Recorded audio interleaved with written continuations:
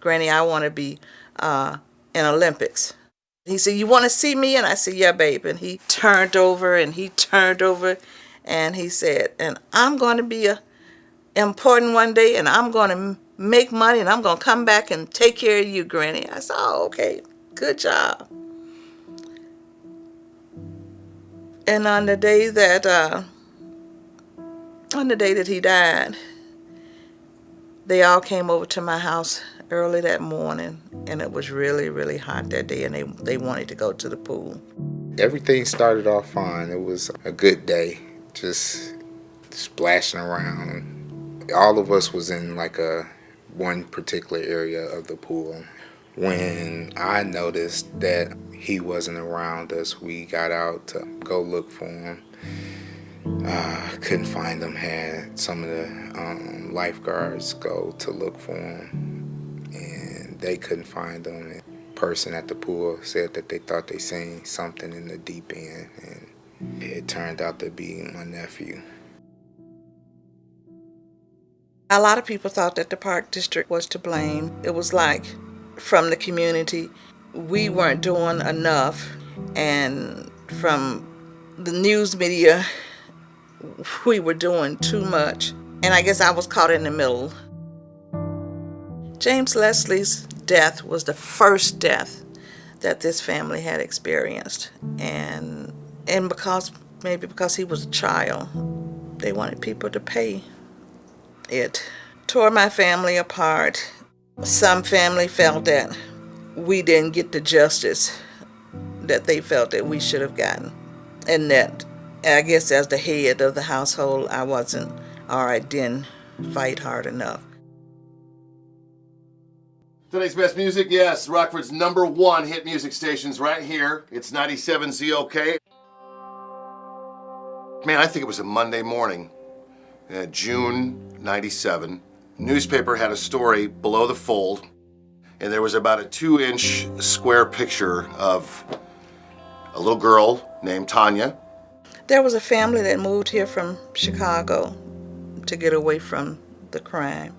Sunday night, family was at home, meal being cooked, daughter watching TV, and drive-by shooting took place outside. Bullet came through the window. They didn't have money to bury their child, and after a month, they still hadn't come up with the money. And Shannon was asking people to donate. It had been maybe 5 minutes, and out the studio window, this woman pulled up in an SUV, and she just started waving money in the window. And I took my headphones off and I ran outside, and as I was hugging her, 2 more cars pulled up behind her. And it was a little less than 10 minutes after that I was finally able to tell those that were listening what was happening. And it never stopped. It inspired me that when I went home, God gave me the vision of the Harkins Community Memorial Foundation. I came up with Harkins, Harkins, spelled out, helping to allocate resources with kindness and identifying the need to support families in crisis.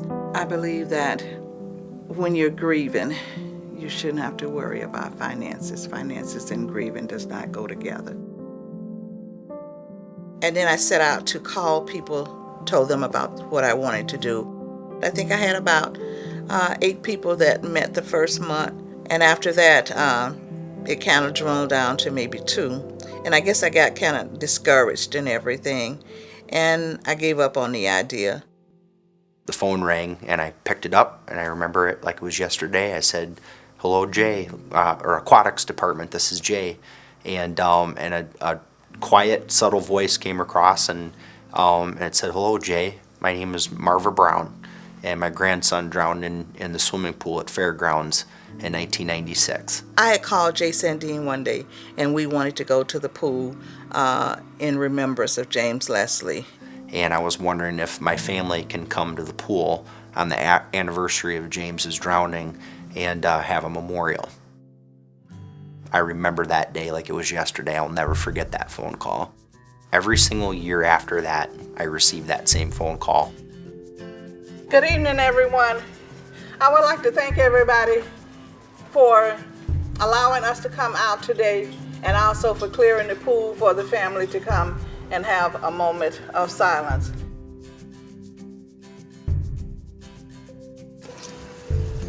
Pablo, that's my son. This is his first time coming here.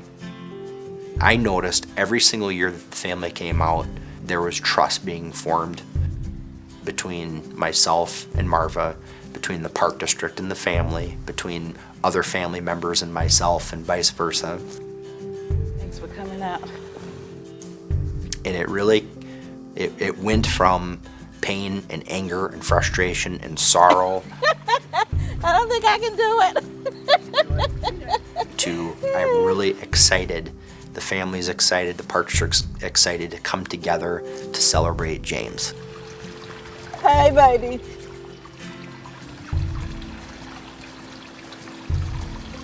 Love you. Jay sat down and he said, Marva, I want to talk to you. And he said, I know what I've been told from here. I want to know what you think. Do you think the Park District could have done better? And I told him yes. I did not think that the Park District did their part in saving my grandson. And Jay said, okay, Miss Brown, I want you to work with me. And we allocated some funds at the Park District and we renovated that old swimming pool. We had Marva actually help with the aquatic design of the new facility. You are fearless, my boy. And it was cool. So another one of my highlights of my entire career was when we did the ribbon cutting on that pool in 2004. The best part of that day was Marva kicking off her shoes, rolling up her pant legs, and walking out into the shallow water of that pool. It's the first time I've ever seen her do that. And she was giggling like a little girl, literally just giggling, and I'll never forget that.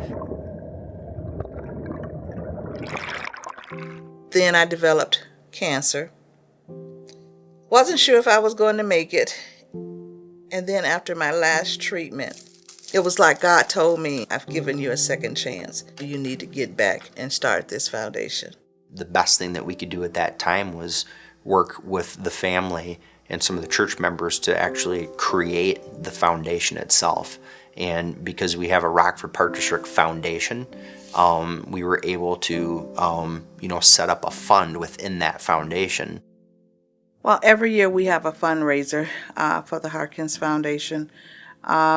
And it's the Outstanding Youth Award Foundation, where we honor youth that are doing an outstanding job in the community. I came up with this fundraiser after James Leslie would have graduated from high school.